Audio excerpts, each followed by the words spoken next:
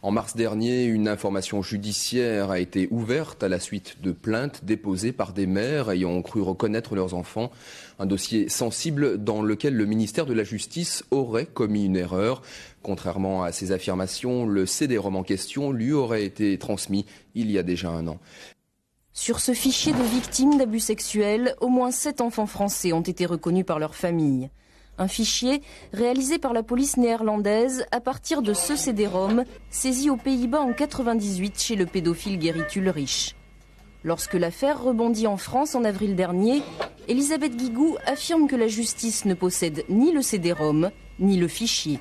La justice a demandé, y compris aux journalistes qui ont des informations, qui peuvent posséder ce CD-ROM, qui peuvent posséder d'autres fichiers de photos, de les communiquer à la justice pour que nous puissions faire ces recoupements le plus rapidement possible.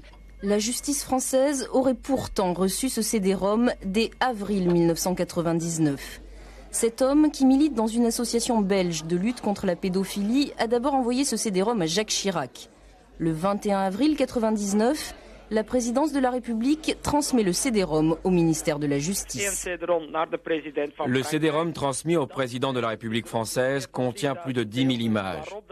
Il y a dedans des images à caractère pédophile très dur, des tortures d'enfants.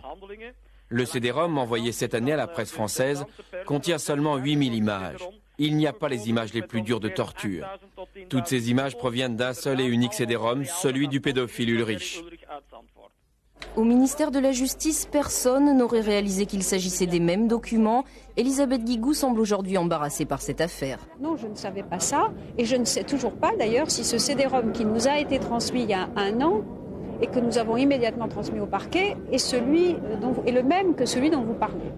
Selon ce document révélé par Canal+, le parquet de Paris a procédé au classement de la procédure en l'absence d'infraction pénale en juillet 1999.